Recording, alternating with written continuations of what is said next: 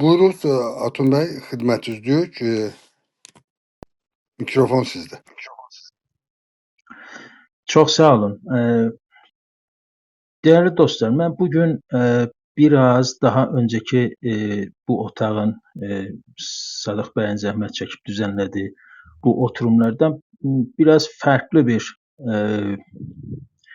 yaxlaşımla, yanaşımla baxacağım. Çünki diğer dostlarımız müxtəlif siyasi partilərdə görev üstlənirlər. Onların dilləri ilə və istifadə elədikləri kəlmələrlə, sözcüklərlə möhtəmələn bəzi o məsuliyyətlərindən dolayı bəzi mövzuları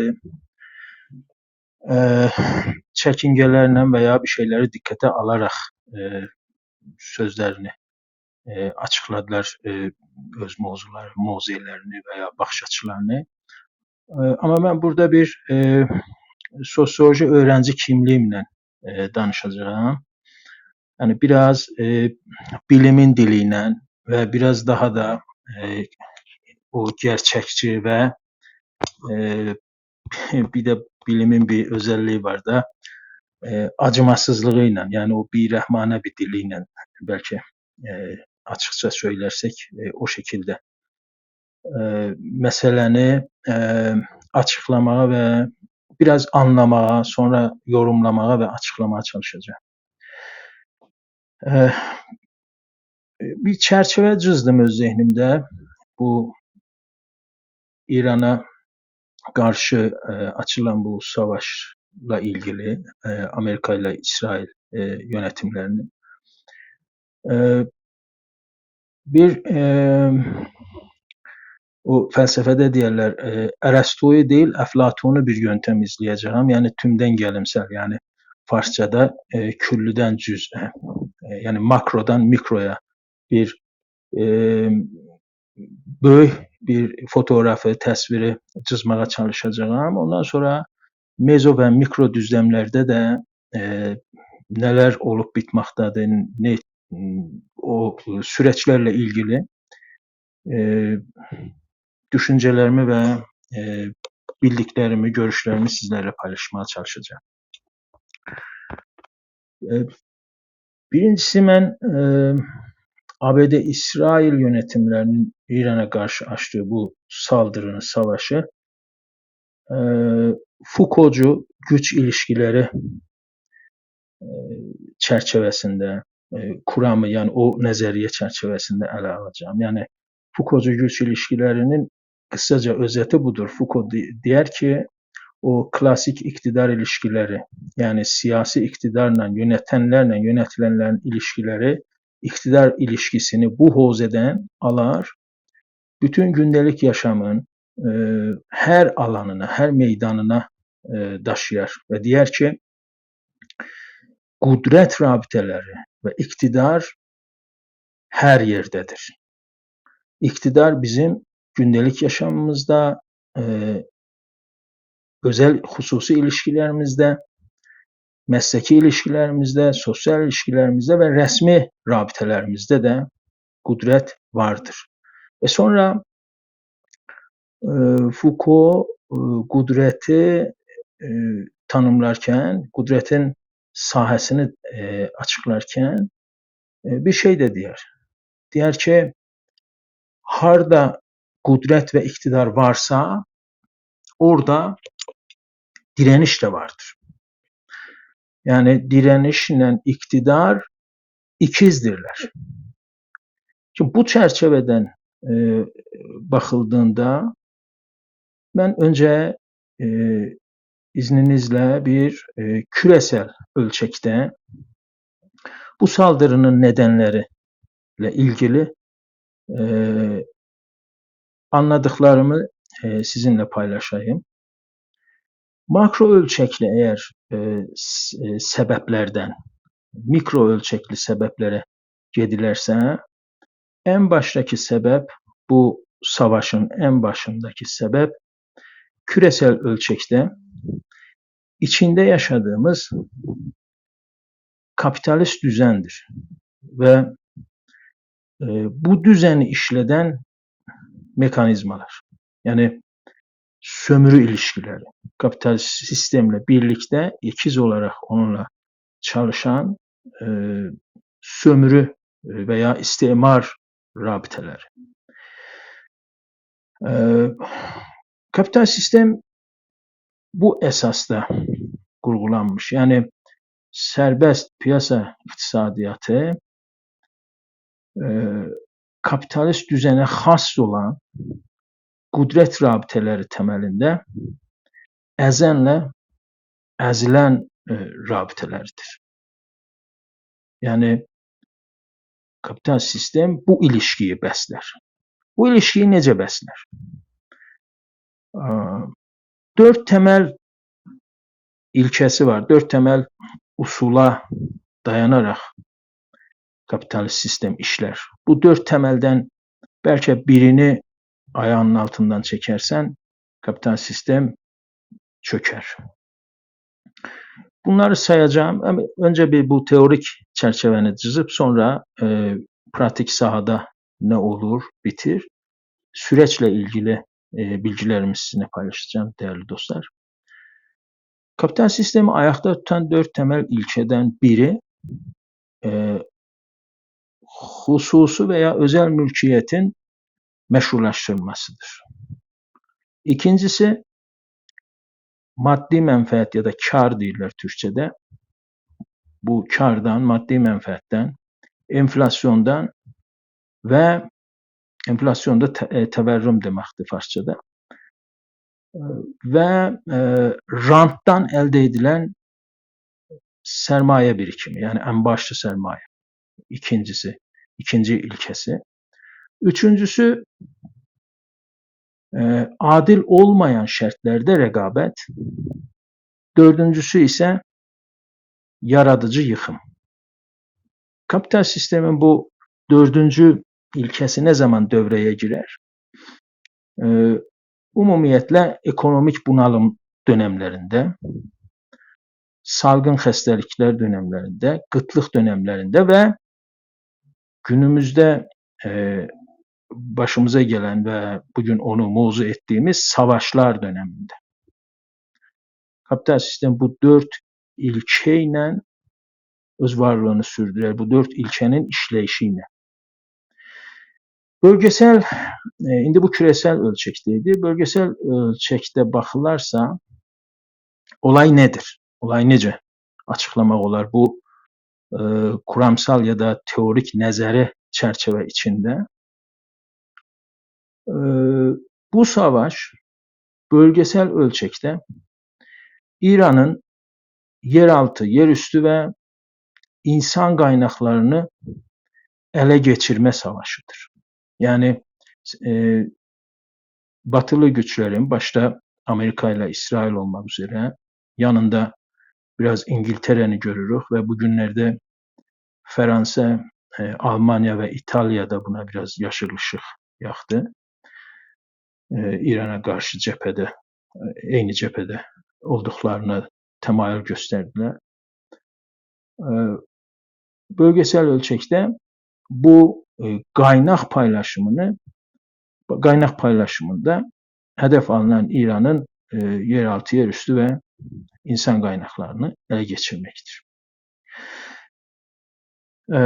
Nedenlər bunlar ikən savaşın, saldırının nedenlərini qısaca açıqladım. Yəni kapital sistemdəki üretim ilişkiləri, tolid rabitələri və tolid rabitələrində toliddə bunu işlədən ilkələr nələrdir və bugün bölgədəki İran üzərinə İrana qarşı açılan savaşda bu savaşın nədənləri nədir?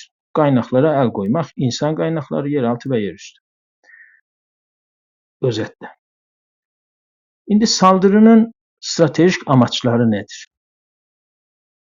İrana, İsrail və Amerika tərəfindən başlatılan saldırının, bu yönetimlər tərəfindən başlatılan saldırının əsas stratejik amacı nədir? Öncə ona değinəcəm. Sonra taktiksel amaçlar nələrdir? Onları qısaca açıqlamaya çalışacağım. Stratejik amaç, değerli dostlar, yine az önce açıkladığım emperyalist ve sömürgeci emelleri veya hırsları doğrultusunda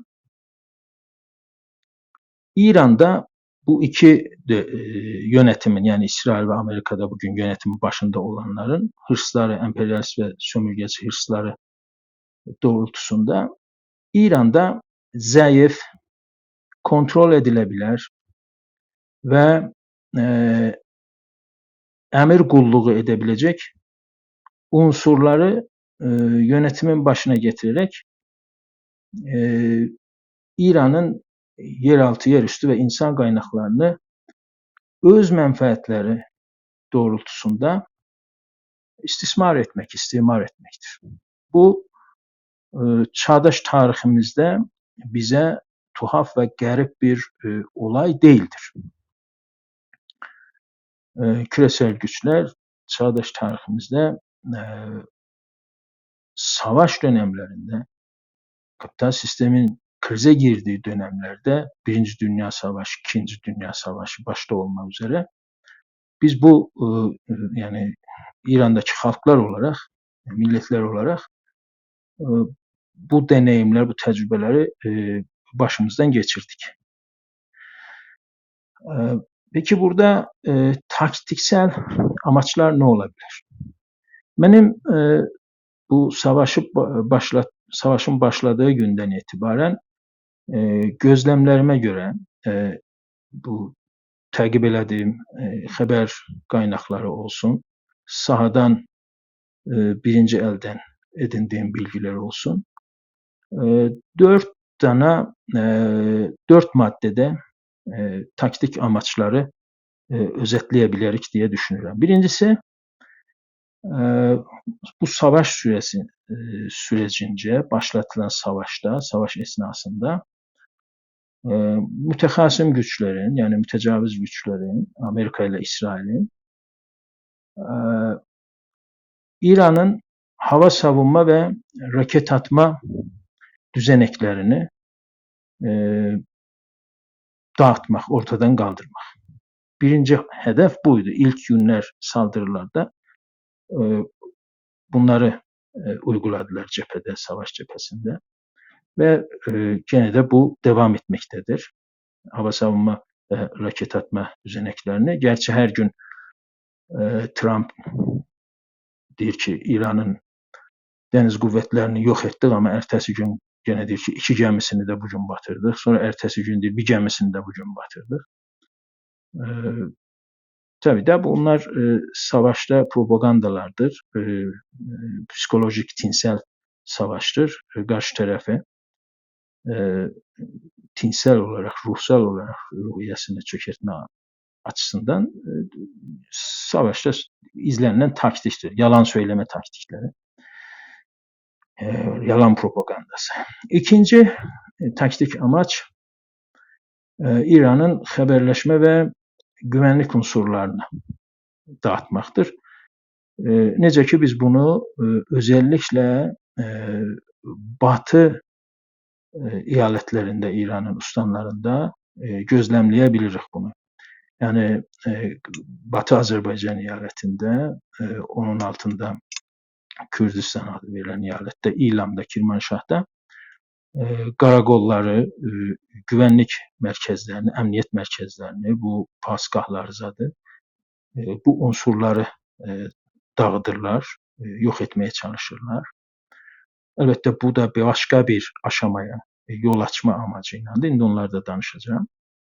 Üçüncüsü, taktik amaçlardan üçüncüsü arkadaşlar, değerli dostlar, özellikle bu güvenlik ve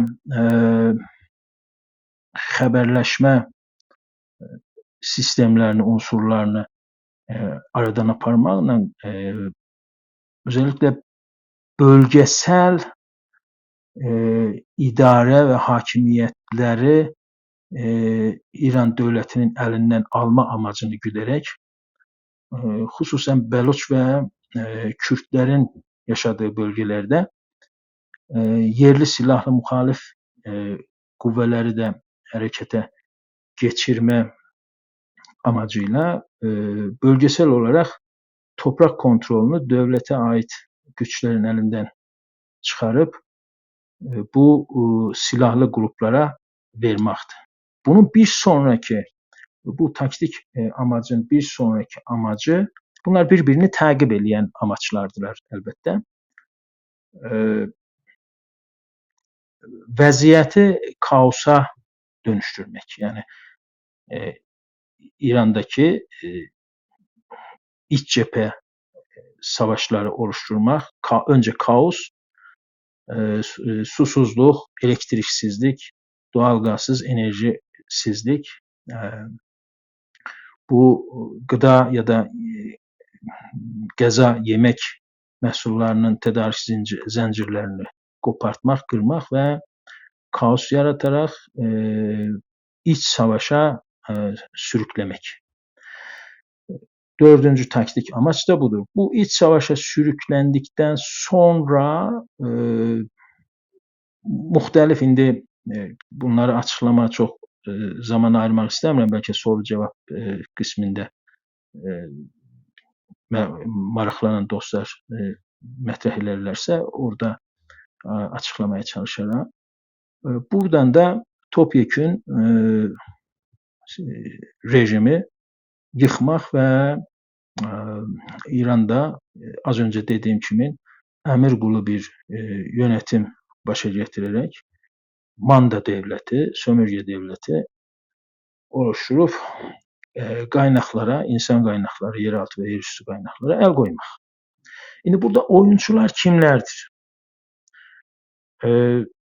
Bir neçə gün önce paylaştım bu Facebook hesabımdan. Oradan kısaca size bunları da aktaracağım. Sonra ayrımcılık karşıtı Demokratik Türk Hareketi'nin durumuna geçeceğim. Öncelikle de bu teorik çerçeveyi çizmem gerekirdi ki, səbriniz üçün teşekkür ederim ki, bu teorik çerçeveni çizdikten sonra biz hangi şərtlərdə, hangi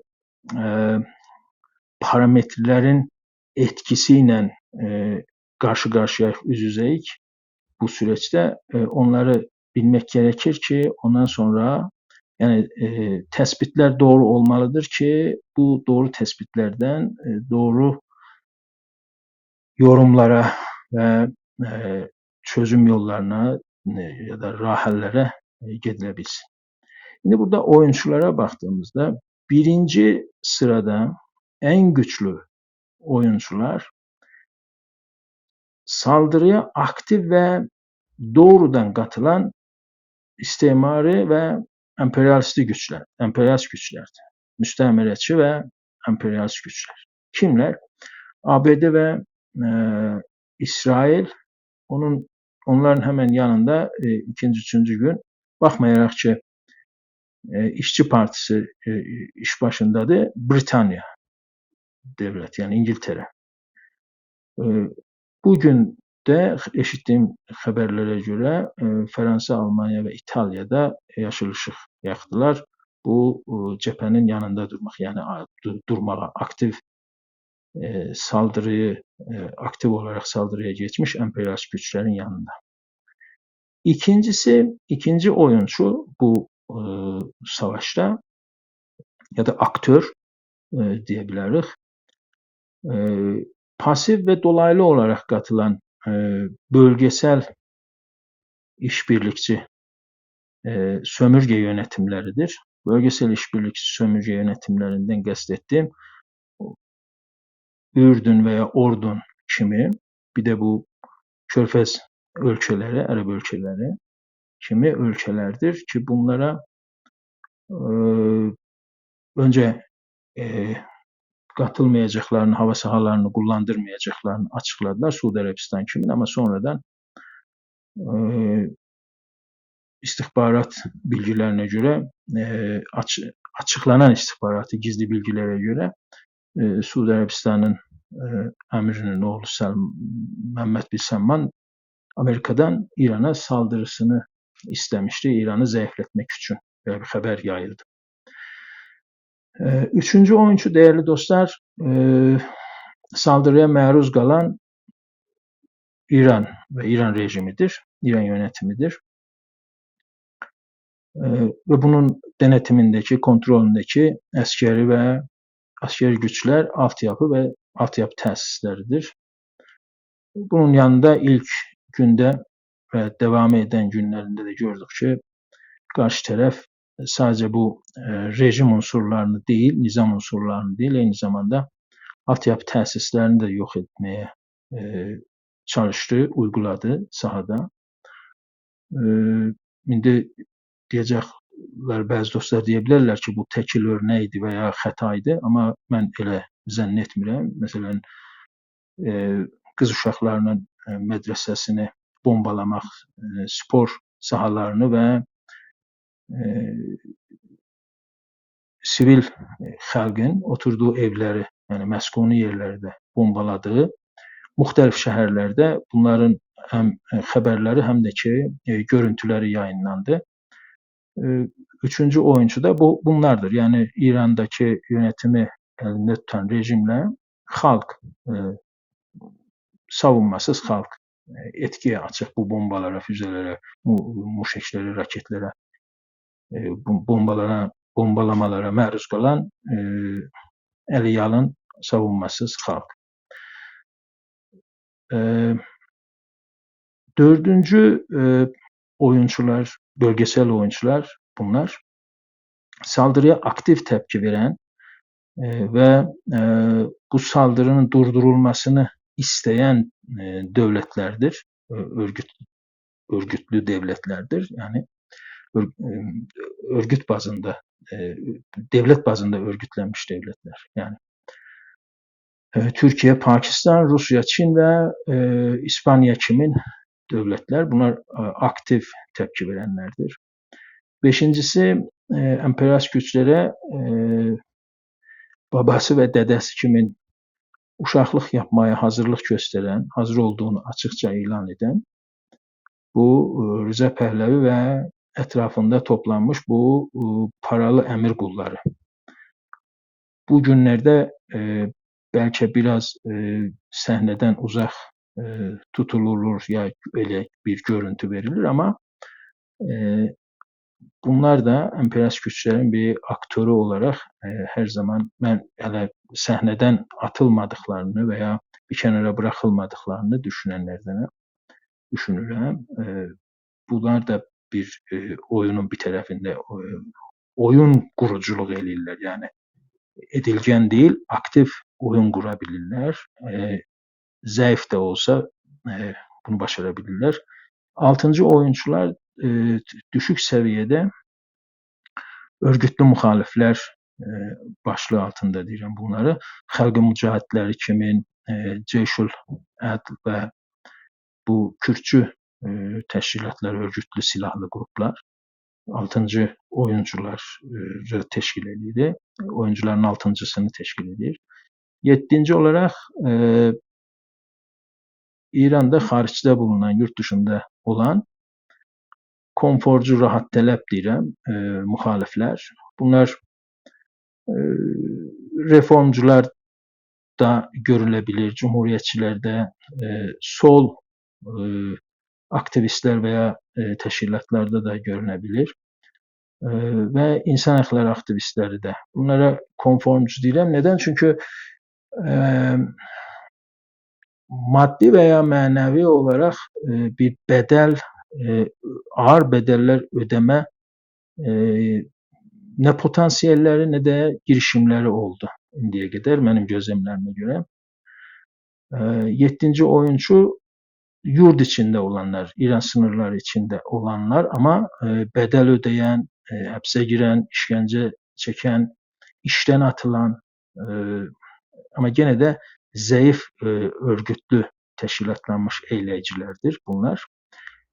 Bunların da içinde sadece Farslaşma karşıtı Demokratik Türk hareketçiler veya grupları değil, aynı zamanda reformcular, cumhuriyetçiler, sol eğilimli şəxs və örgütlər, insan hakları aktivistlər və gene ayrımcılıq qarşıtı Demokratik Türk aktivistləri də bunların içində yer almaqdadır. Son iki oyuncu qaldı. Onları da açıqlayayım, sonra Türklərin durumuna geçək. 9-cu oyuncu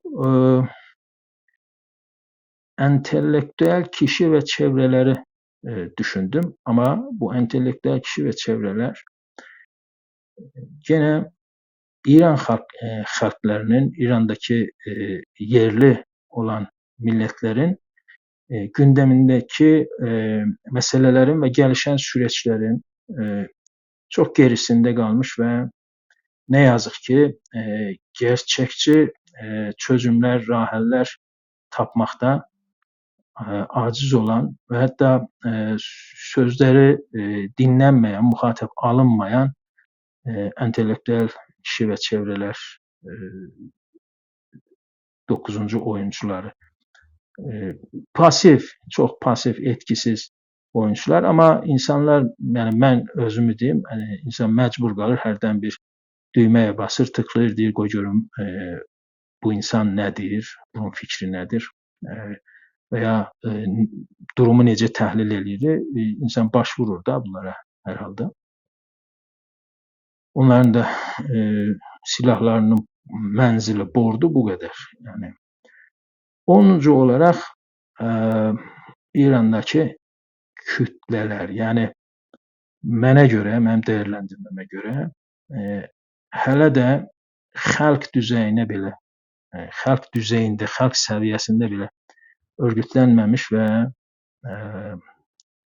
kütləliyini yaşayan kütlə, yani atomize edilmiş, molekül halinde olmayan dağınıq bireyler, fərtlər, insan qalabalıqları deyirlər türkçədə, yəni şuluğu deyirlər farsçada, yığınlar, şuluğilər, gündəlik işlərində olanlar. Yani örgütlü, organik, aralarında organik bağ olmayan kütle. İndi oyuncular bunlar bu hadisede.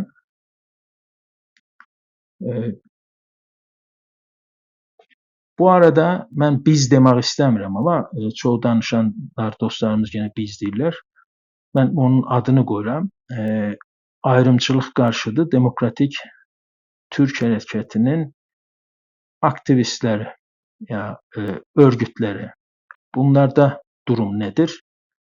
Mənim təspitlərimə görə durum təspit edirəm indi. Bu durum təspitindən də hangi sonuçlar çıxacaqdır bu gedişatla, bu oyuncularla, bu stratejik hədəflərlə ki, az öncə saydığım taktiksel hədəflərin qarşısında bunlar açısından süreç necə işlər, o sonucu sizinle düşündüklerimi paylaşıp ve sonuçlandıracağım sözlerimi tamamlayacağım. Birincisi, benim gözlemlerime göre söylemsel ve eylemsel olarak, yani hem goftumani hem de əməliyyatı olarak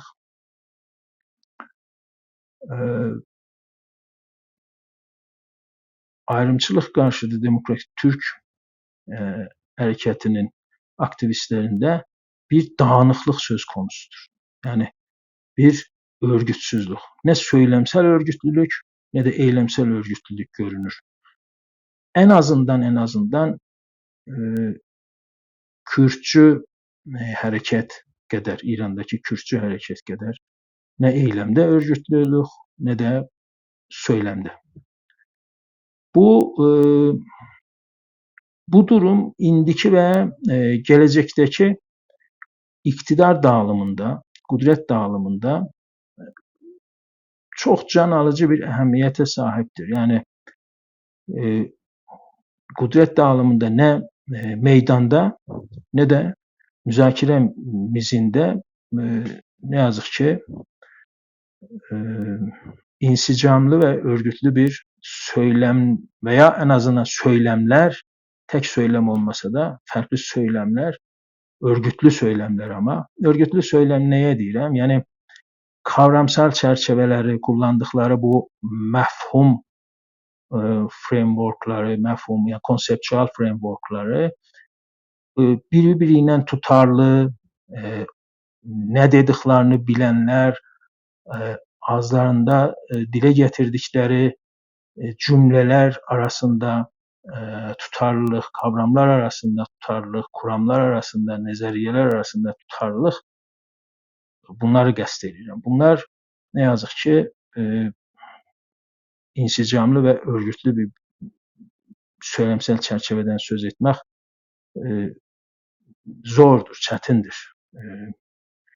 Demokratik Türk hareketinin söylemsel yazınına baxanda, yani edebiyatına baxanda.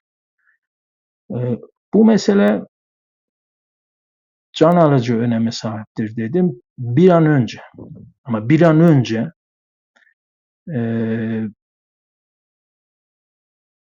harekete geçilerek, əmələ geçirilerek halledilmelidir. Yani birini de sorumluların biri de mən özüm. Yani en azından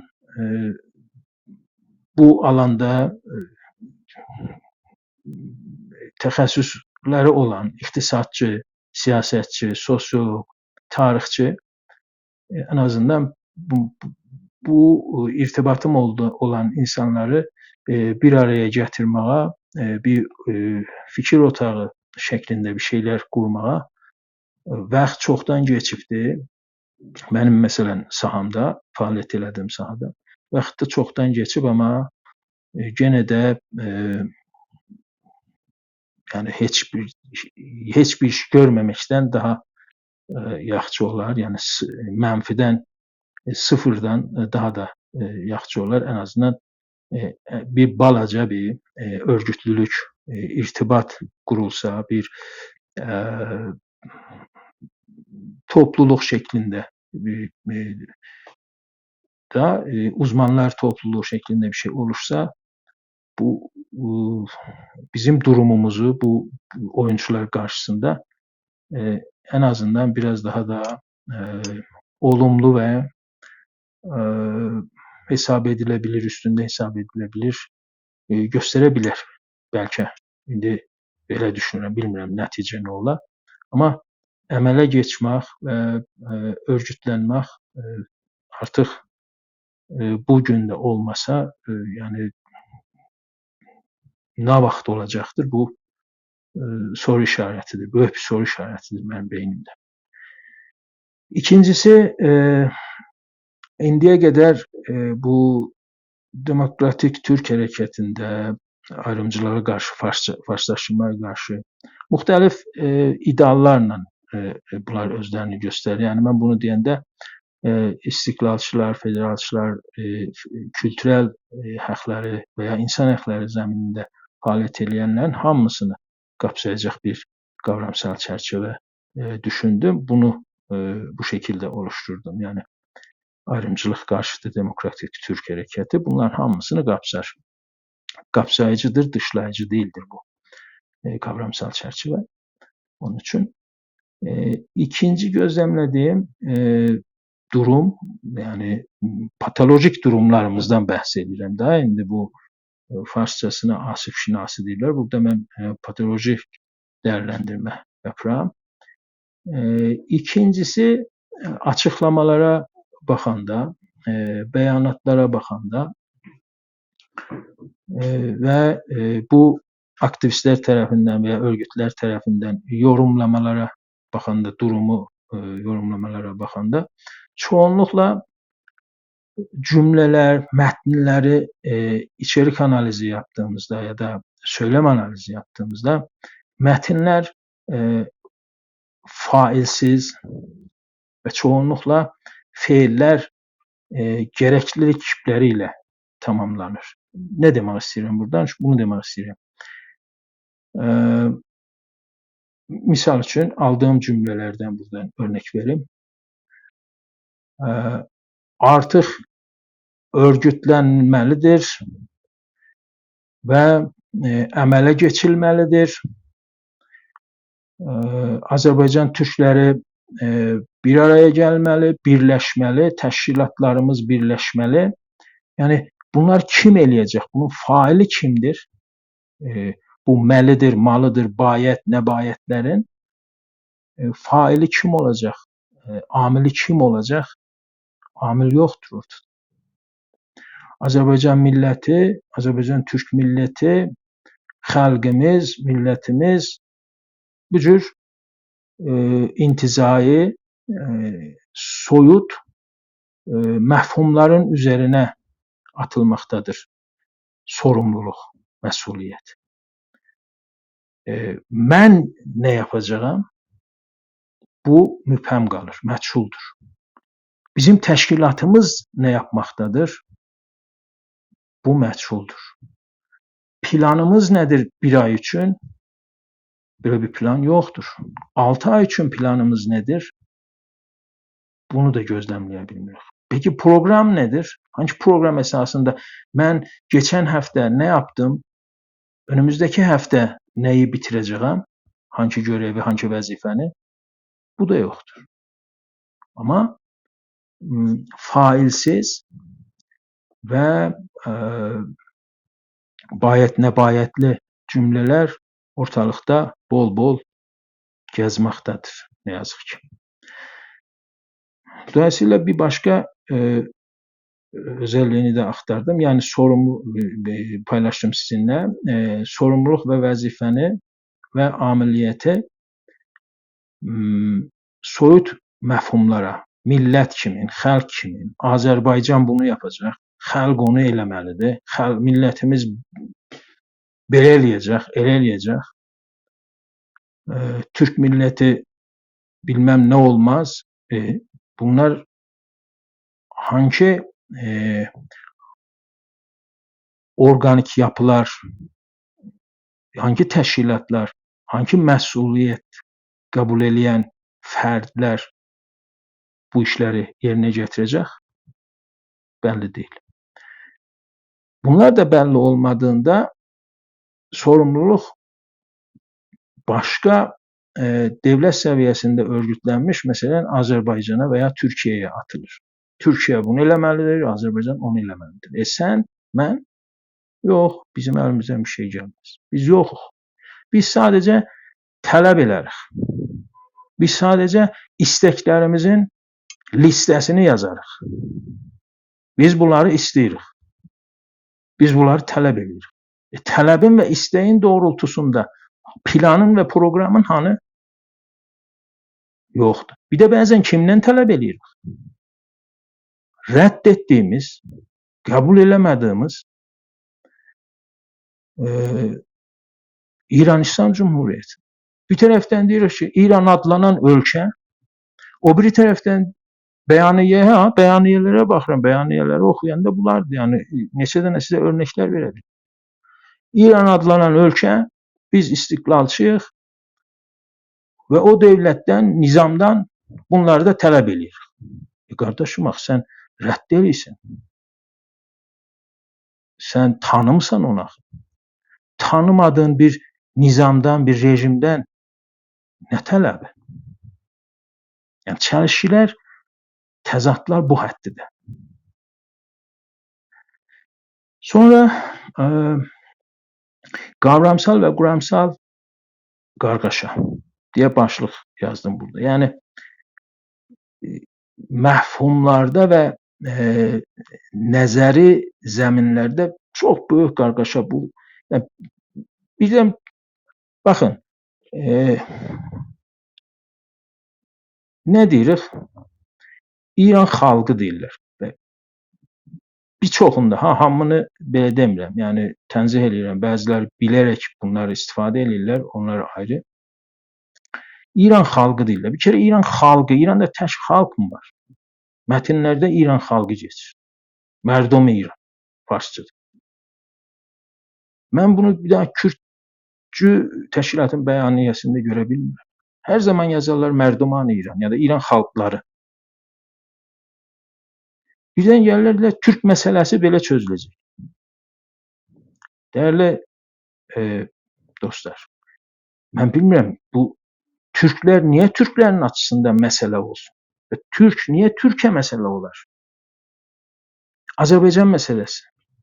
Azərbaycan niyə Azərbaycanlıya məsələ olar? Bunlar bəzi məfhumlardırlar.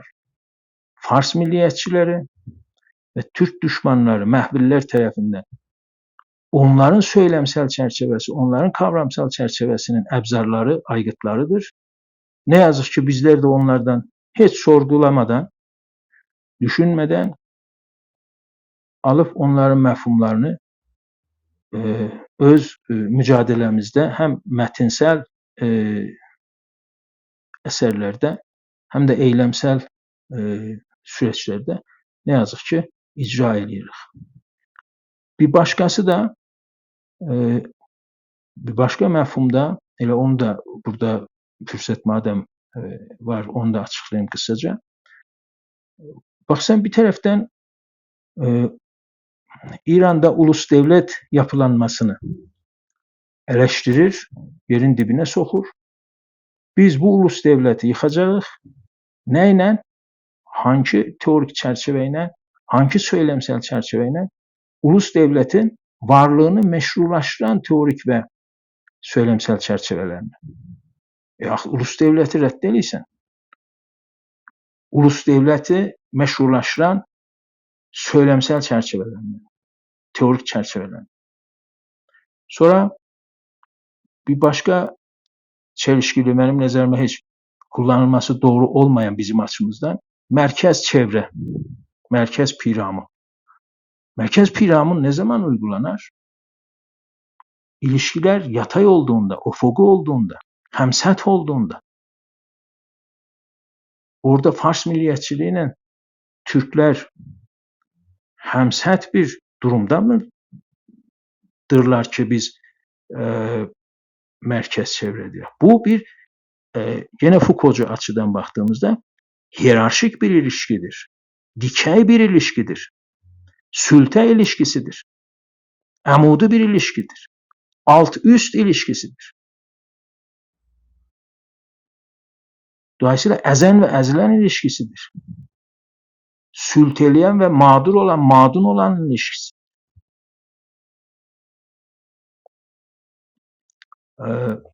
Bu açıdan yani kavramsal ve kuramsal çerçeveler açısından durumumuz çok vahimdir gerçekten. Ve kafa karıştırıcı, zihin karıştırıcı. Biraz daha da ağır sözlerle eleştirmek olar ama ben burada bırakıram indi. Bir başka mesele, ona da geçmek istəyirəm ve son iki meselede diyək, yani bir ve bir sonraki meselede açıklayayım. Ondan sonra eğer fürsət olsa ki dostlarla sevinirəm ki fikir alışverişinde bulunaq ve biraz bu belki benim de yanıldığım yerler var. Onları da açıklığa kavuşturaq. Bir diğer mesele dostlar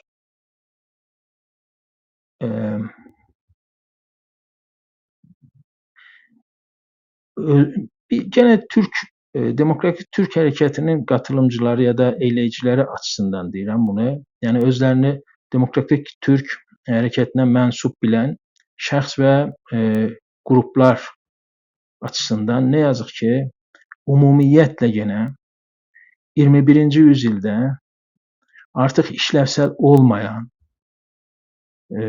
mücadele ve mübarize aygıtlarını, əbzarlarını kullanmakta. Hem əməldə, hem eylemde, yani gruplaşmalar, məhvilləşmələrdə, hem de düşünsel düzlemde. Bunlar bir kısır döngü içinde Demokratik Türk Hareketi'nin enerjisini tüketir. 21. yüzyılda meşruluğu olan etkisi olan, geçerliliği olan hem düşünsel düzlemde hem eylemsel düzlemde əbzarlar, aygıtlar, taktikler ve stratejiler geliştirmek lazım. Etkili olan, oyun kurucu olan. Bunlar nelerdir? Tabii bunlar indi bu bir saat içinde bunları oturup tartışmak, açıklamak tabii ki mümkün değil ama umud edirəm ki bu sahada hem uzmanlık yetenekleri olan hem de iradesi olan, kaygısı olan dostlarımız birbirimizden irtibata geçək və təmas quraq, bu məsələlərimizi açıqlığa qavuşturaq və siyaset səhnəsində, meydanlarında aktiv olan siyasilərimizə en azından bu alanlarda danışmanlıq, məşvərət verə bilək. Fikir alışverişində onlarla buluna bilək ki, bu zəiflərimizi hamı görür. Eşikdən baxanlar açıq-açıq görürlər indi. Fikir otaqları Amerikada, İngiltərədə, Fransada, Türkiyədə onun üçün yanaşmırlar da bizə. Yəni bizə deyəndə Türk hərəkətinə mənsub, Demokratik Türk hərəkətinə mənsub təşkilatlara. Yəni çapımızı görürlər. Düşünsel kapasitemizi, eylemsel kapasitelerimizi gördükleri için niye Trump hicriyle danışır, zəh vurur ama biz birbirimizi zəng vurup ya da arayıp danışmırıq. Özümüze o kadar değer vermirik ne yazık ki. Gene Sadık Bey sağ olsunlar bu kriz günlerinde, böhran günlerinde bu otağı açtılar, çağırdılar dostları. Yaxçıdan pisdən də indi fikir alışverişi oldu, öğrendik. Herkes farklı bir zaviyeden, açıdan baxır. Başımıza gelen oyunun süreci biraz ona açıqlıq getirme gayesinde, çabasında bunlara yine bir fürsət tanındı, zaman tanındı, paylaşabildik. Teşekkürlerimi tekrar bildirirəm. Ve son olarak dostlar, az önce de söyledim, dile getirdim. Gerçekten bir yani Demokratik Türk Hareketi'nin içinde faaliyet gösteren gruplar, kişiler, şəxslər hangi plan, program, amaç nedir? Bunlar böyle bir şeyler yok ne yazık ki. Gözlemlenmir. Bu da yok demek, yok olmak demek. Sadece beyanat tol ediler. Yani beyanat imalhaneleri Türkçesinde desek, fabrikalar. Bir şey olur, tepkisel bir beyanı. O beyanı belki ben yani cesaretle diyebilirim ki şu təşkilatın öz üzvlərinin hamısı oxumur öz beyanatlarını. Çünkü oxuyuram, neçə dənə imla yazısı xətası görürəm. Neçə dənə dil bilgisayar xətalar görürəm orada. Umurlarında değil. Bir dənə beyanat verək, biz de varıq burada. Hələ gene sağ olsunlar. Yani bu kadar beyanat ve bəziləri qurulurlar, insan eşidir, sevinir, ikinci toplantı kurulmur. Ben bundan çətin günümüzdə hangi gün olacaktı? Ama neçə dəfə eşittim, neçə iller boyunca farklı illerde sürgünde meclis, sürgünde Güney Azerbaycan Meclisi filan. Avrupa'nın ortasında gittiler, kurdular, sonra bu Türkiye'de filan. Ama ses, sorak yoktu. Yani içi boş bildiriler. Karşılığı olmayan, gerçeklikte bunun karşılığı olmayan bildiriler. Talepler yerden göğe gider. Bu talepleri kim yerine getirecek? Karşılığı yok. O təşkilatın özü bile ne yazık ki bu talepler uğruna addım atacaq gücü yox, neynəsin? Yəni profesyonel deyil, amatör, boş zamanlarında, kişisel zamanlarında, onun da keyfi gələndə. Bunlar nə yazıq ki, bizim gerçəkliklərimizdir, dəyərli dostlar. Yəni indi bundan sonra nə olacaq? Mən belə düşünürəm ki, Demokratik Türk hərəkətinin indiki durumu gələcəyin xəbərçisi ola bilər. İndiki durumumuz budur. Yəni sosiolojidə bir teori var, bir nəzəriyyə var. Bir çox kuramçılar buna değinibdir. Pareto, Musk, sonra Michel var. Bu daha ilk sosyolojik kuramları ortaya atanlar. Deyirlər ki, hər zaman, hər yerdə və hər koşulda təşkilatlanmış azınlıq təşkilatlanmamış çoxunluğu idarə edər, yönətər. İndiki durumumuz nə yazıq ki, həm söyləmsel çərçivə açısından, kavramsal insicam açısından və örgütlənmişlik açısından dağınıq çoxunluqlarıq, dağınıq çoxunluğuq. Sayımız çoxdur, amma dağınıq. Yəni plansız, proqramsız, nə meydanda, nə müzakirə mizində etki yarata bilməyən edilgən kütlələr misali. Mən sözlərimi burada sonlandırıram dəyərli dostlar. Sadıq bəy, təşəkkür edirəm bu fürsəti verdiyiniz üçün. Varsa soru və ya qatqısı olan dostlardan buyursunlar, yoxsa da tamamlaya bilərik proqramı. Buyurun, mikrofon sizdə. Çox təşəkkür edirəm gözəl çıxışınıza görə. Əziz dostlardan da xahiş edirəm. Onlar ki, istəyir üstə gələ və suallarını verə, əllərini qozlasınlar, təşkil etsinlər üstə və suallarını versinlər. Əgər sual da yoxsa, bu gecəlik biz burada bu məruzəni bitirək.